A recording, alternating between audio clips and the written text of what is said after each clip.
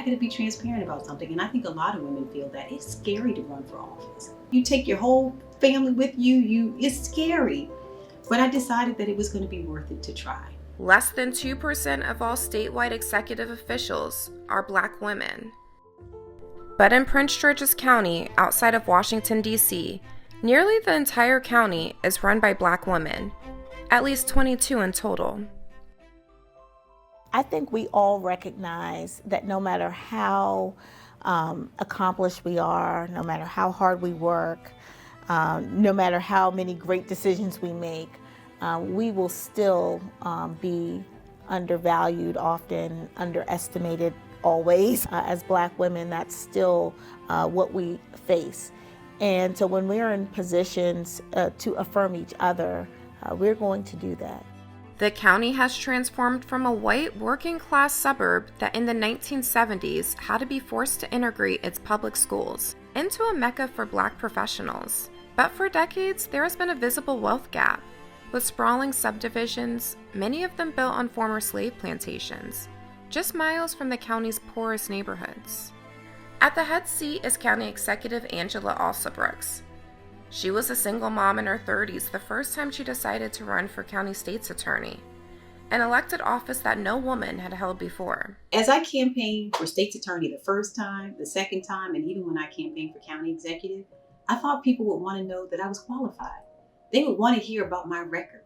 And as it turns out, running for state's attorney, I was the only person in the race who had actually run an agency before.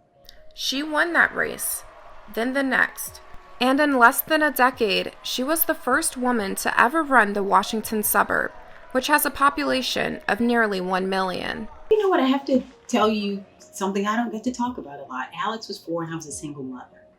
I was not sure how the voters would regard me. Her father and I have a really good relationship. We do a great job with Alex, but I was unmarried and I wasn't sure how the voter would feel about this. I would take her on the campaign trail, and let me tell you, she sprung into action. She took my campaign literature. She ran up to a person and said, "Please vote for my mother. She's running for a state attorney." And now it gives me great pleasure to introduce to you the permanent Chief Executive Officer of the Prince George's County Public School System, Dr. Monica Golson.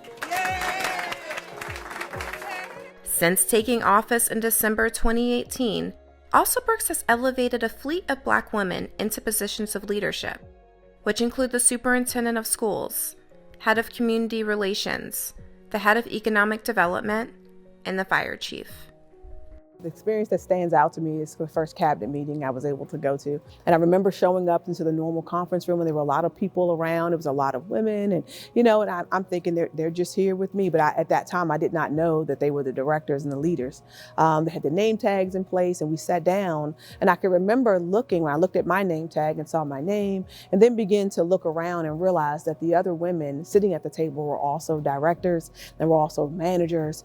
It was a great feeling because for me, in this particular profession, the fire department, it's a male-dominated profession. I am often 90% of the time the only woman and the only African-American at the table, hands down all the time. Like so many women in power today, they spent much of their careers navigating through mostly male-dominated spaces.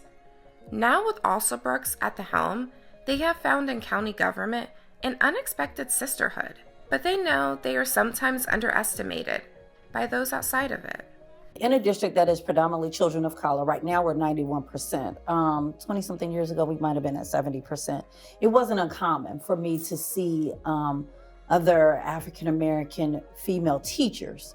But as I began to move up in positions, those numbers of females and African-Americans started to dwindle. When I became a principal, my first time being a principal, and I went to the high school principals meeting, was when it hit me. I was the youngest, one of 3 females in that room of high school principals. I moved up the chief of operations role. I can tell you there are very few African-American females in the operations role across the state of Maryland. And so for me, I always felt like I had to be over-prepared when I went into meetings. So throughout my career, I've always, I've been in fields and areas where I was maybe one of just a few Black women or the only Black woman, it has been a challenge, not necessarily for me. I think it's been a challenge for other people to have to deal with the fact that I'm in a role where I do have the authority and that my decisions often are the final say. And that is uncomfortable for some folks because people like me aren't historically in these types of roles. But I think that's one of the good things about diversifying leadership is that you find different perspectives that can be brought to the table or who are setting the table that are really looking at issues in a different way. The women affirm each other. They spoke about how lonely and isolating it can be at the top, but having women who look like them to turn to has been meaningful.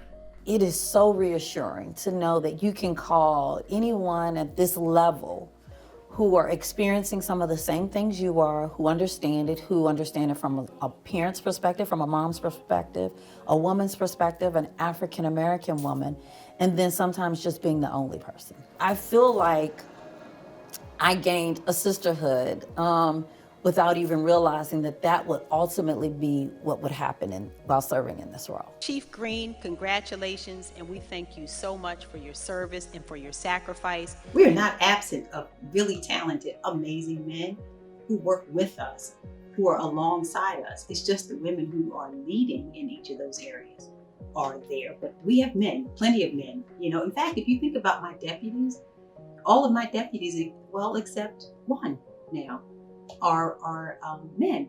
So, there are plenty of good men here. It's just that the women are just in charge.